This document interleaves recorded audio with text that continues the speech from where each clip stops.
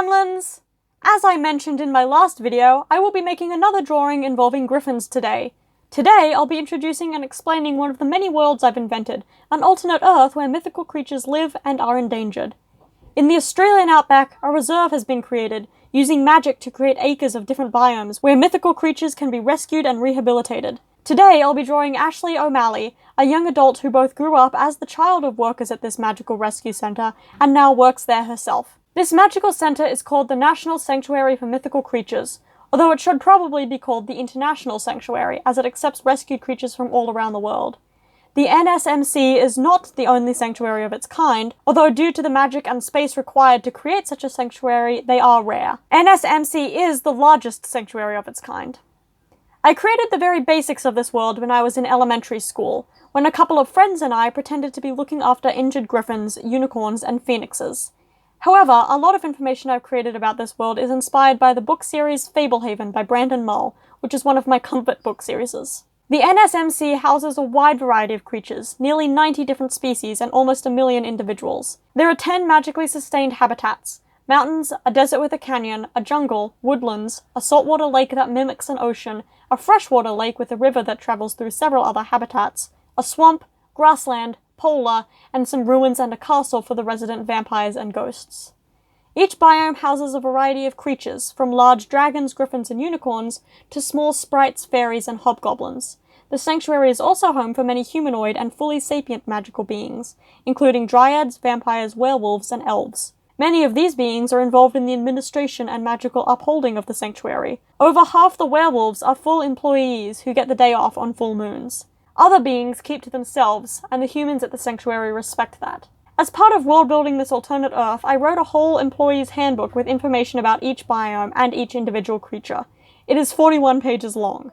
If you are interested in hearing it, I would love to share it, but I understand that might be a niche interest. Many of the creatures in the sanctuary were born there, living their whole lives in these magical biomes. However, many others lived in the wild at first, and came to the sanctuary for various reasons. Some sapient beings chose to come to the sanctuary themselves, as the safe space for them shrinks as humans take over more and more of the wild. Most are rescued from various bad situations by magical zoologists. Magical creatures are often victims of poaching for various reasons and live smuggling for status symbols. Other times, magical creatures are injured by human means. Often parents are killed and their babies have to be rescued and cared for. To care for both babies and injured creatures, the sanctuary has several nurseries and clinics. Those nurseries and clinics are separated by creature type. Some creatures are more difficult to transport. A griffin or a dragon can be tranquilized and flown to the sanctuary in a private jet or helicopter. However, a dryad's life force is tied to a specific tree, so if they want to move to a sanctuary, they either have to take a seed from that tree to transfer their life force into, or have to replant their whole tree if it is small enough. Aquatic beings like kelpies, mermaids, or sea serpents have to be transferred using water tanks. The National Sanctuary is first and foremost a safe space for mythical creatures to live. However, it is not a private sanctuary. In part to allow people the chance to see mythical creatures and build interest in preserving those species, the sanctuary is open to tourists. It also provides the funds to keep the sanctuary running.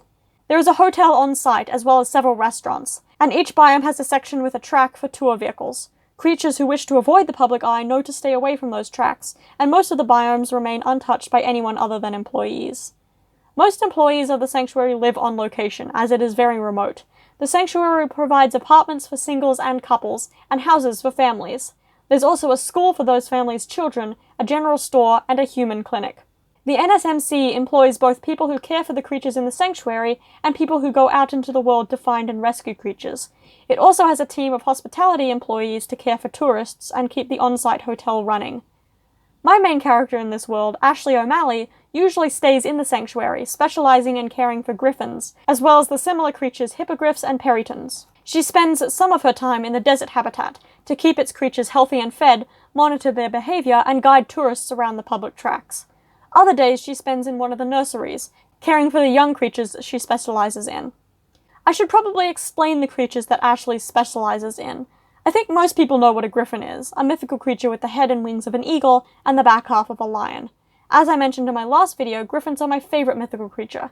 Hippogriffs and Perytons are probably less well known. Hippogriffs are similar to griffins, but with the back half of a horse rather than a lion. Perytons are deer with feathery wings. In some depictions they have claws instead of back hooves, although I forgot about this detail when drawing the baby peryton in this image. In the drawing I've been making, Ashley is posing with a young griffin she's raised from an egg, ever since she was part of a mission to recover several griffin eggs from the black market. In the background, her co-worker is comforting an orphan baby griffin while moving to deal with a situation.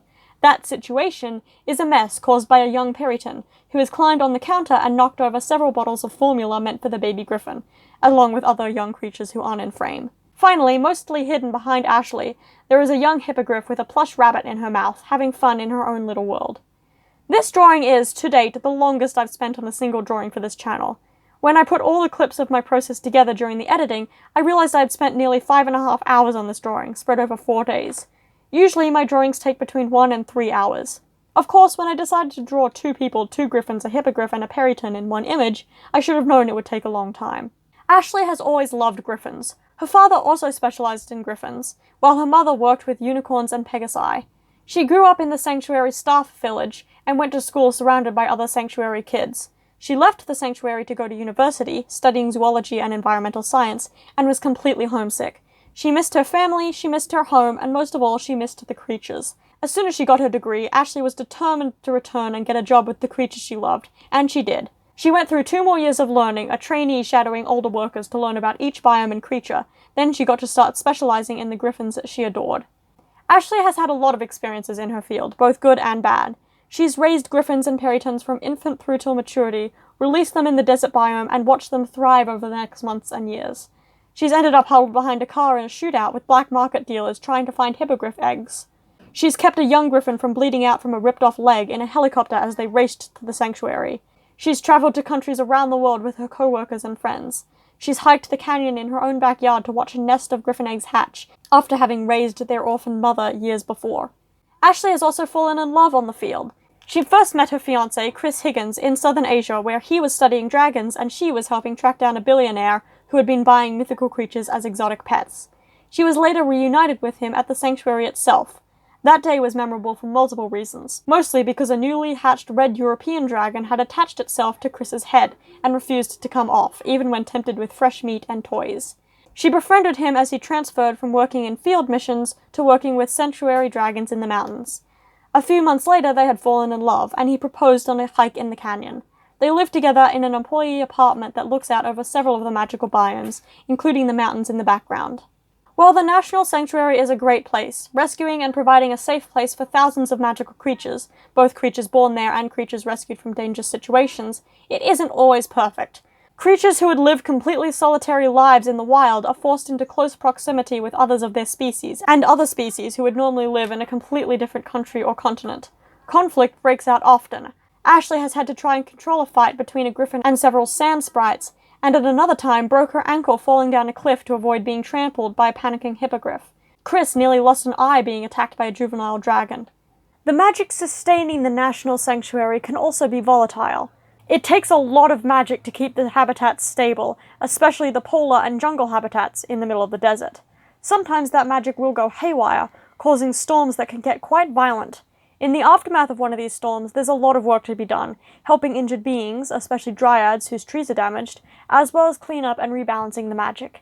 As a failsafe, the sanctuary has a stock of seeds from each dryad's tree, in case their trees are damaged beyond repair and the dryads have to transfer their life force into a new sapling. There's a small plant nursery of young dryads, dryads who are newly transferred to the sanctuary, and dryads who sustained damage in the sanctuary. Pretending I'm a worker in a mythical creature sanctuary is really fun. Every time I enter this daydream, I create new scenarios, new wild missions to rescue griffins, or new storms to clean up the damage from. Often I'll have these daydreams when I'm doing outdoor work to keep my energy and motivation up. This drawing has taken me absolutely ages, and I'm so happy with it. I haven't talked much about the process of drawing it, since there is so much else to talk about with this world, and also because by the time I'm writing the script, I've probably forgotten most of the issues I had during the drawing process. I know that I had a lot of trouble with the face, redrawing it several times to make the smile not look cursed, and the eyes look like they are squinched from smiling. I also know that the feet and legs were a pain to draw. A crouching position is not one I've had a lot of experience drawing. The background was surprisingly easy, despite the many creatures involved in the scene. Apparently this is the year where Green learns to draw creatures. As a final touch, I added some filters to this image to make the shadows bluish, making this look more like a photo taken with an instant camera. The story behind this image is that one of the workers in this nursery brought a Polaroid to work. As well as this picture of Ashley and the Griffin, whose name is Atlas, there were other photos taken of Ashley, her co-workers, and the creatures they were looking after. I finished this image by labeling the photograph with Ashley and Atlas's names and the date I drew it, year unspecified because I don't know what year this story is taking place.